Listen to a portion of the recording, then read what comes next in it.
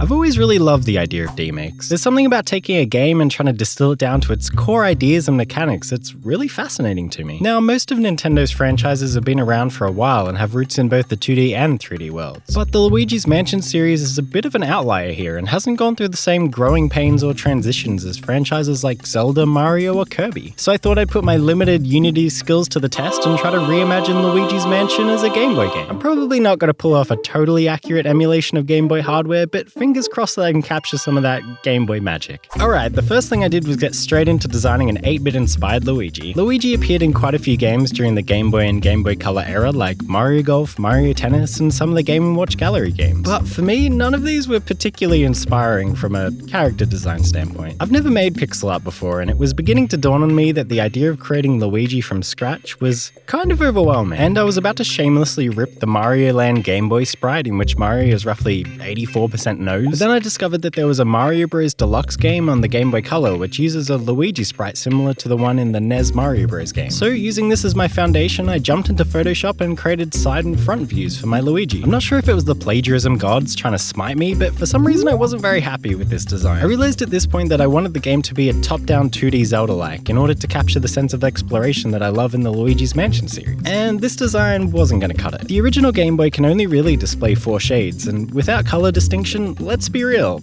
this is just Mario. So I threw my design in the bin, cut loose the safety net, and tried to design my Luigi from scratch. For some reason I'd assumed the pixel art would be the easiest part, but after hours of weeping over microscopic square grids, I finally had side, front, and back sprites that I was actually pretty proud of. And after even more painstaking hours painting pixels and praying at my new Luigi U and Dr. Luigi shrine, I had a set of walking animations for each direction. They're not perfect, but heck, I'm glad I stuck with it. I guess sometimes we all just gotta believe in ourselves a bit more. And after 2 entire days of working on my game, I was finally ready to actually open Unity. Dear God. Thankfully, I got some basic movement set up pretty quickly, and after connecting up my animations, I finally had a living, breathing Pixel Luigi, which meant it was time to do some frickin' housework. If you're unfamiliar with the Luigi's Mansion series, the core gameplay revolves around using the Poltergust, which is a fancy vacuum cleaner, to capture pesky ghosts and explore your environment. In order to capture ghosts, you usually need to stun them using a flashlight attached to the Poltergust, and then suction their health down to 0. Except for in Luigi's Mansion 3. Now when you capture them by mercilessly slapping their ghost bodies around like Bob Ross beating the devil out of a brush. After a quick crash course on Raycast, Boxcast, and Ow My Brain Hurts cast, I was ready to finally test my Poltergust by trying to vacuum clean a pixelated sphere.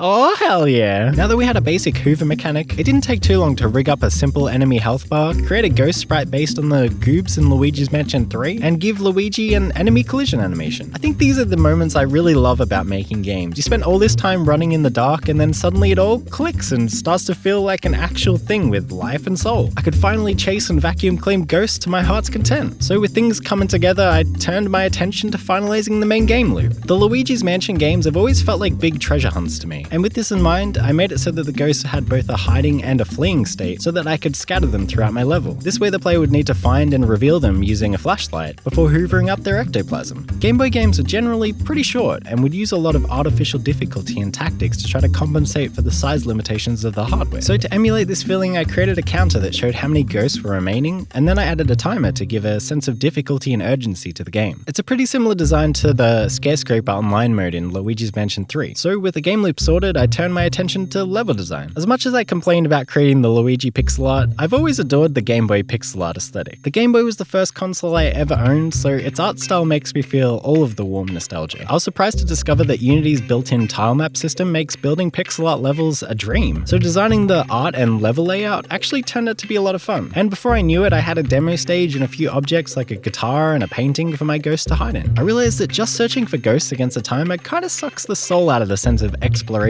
and discovery at the heart of the Luigi's Mansion game. So much of what makes the series great is just messing around and vacuuming up random stuff as you meander from room to room. So to incentivize this playstyle, I scattered coins throughout the level, which when collected increase your timer. And I also created some simple locked door puzzles attached to weighted triggers to make the environments a bit more interactive. And after pimping out my spooky crib with some more decor and furniture, my game was practically finished, which meant all I had left to do was make some music. Now the Game Boy had some pretty limited sound sound capabilities, but it's amazing what you can do with just a bit of white noise and some beeps and boops. I mean, Pokemon, Link's Awakening, and Kirby's Dream Land all found ways to create iconic bops on this nifty little console. So I jumped into GarageBand, found a free 8-bit plugin, and tried to make a cover of one of my favorite themes from the Luigi's Mansion games. And after just over a week of chipping away, the game was ready. I think of all the projects I've done on this channel so far, this is probably the one I'm the most proud of, so I really hope you enjoy my demo stage for my Luigi's Mansion Game Boy DMake.